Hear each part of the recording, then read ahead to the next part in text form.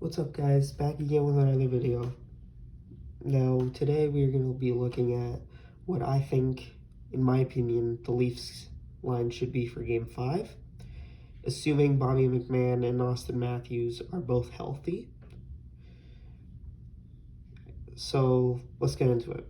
Now, as my first line, you guys might see, it says Knies, Matthews, Nylander.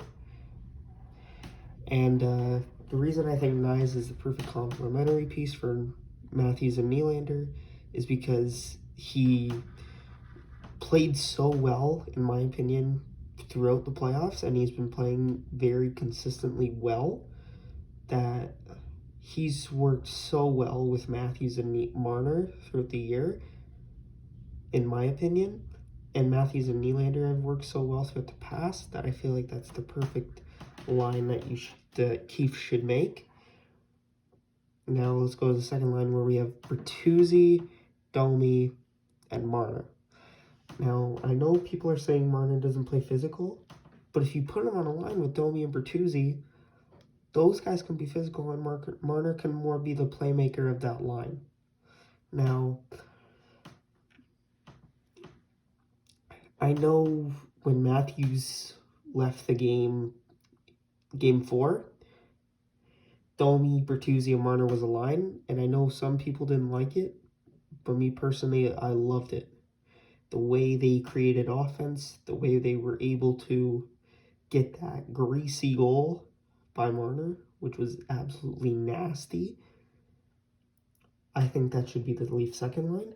Now, third line, assuming McMann comes back, would be McMann, Tavares, Järnkrok.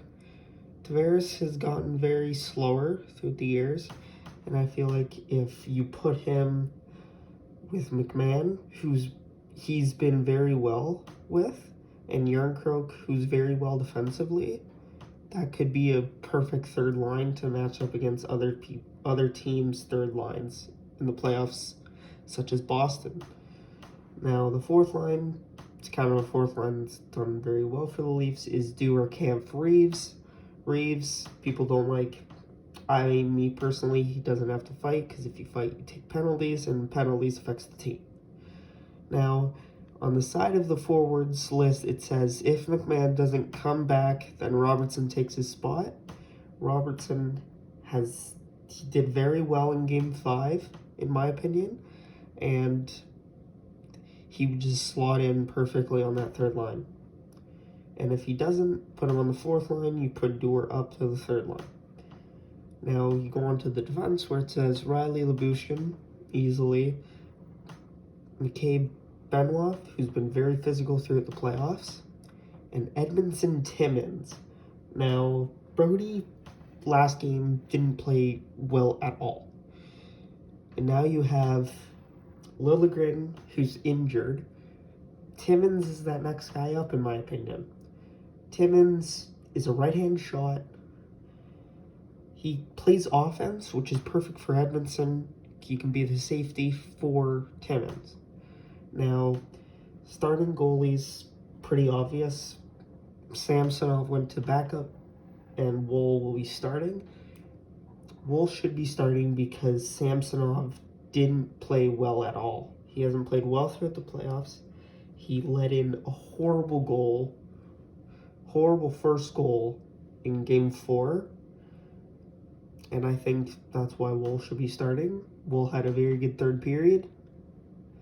And, yeah, scratches, Gregor, Liljegren, Brody, pretty obvious.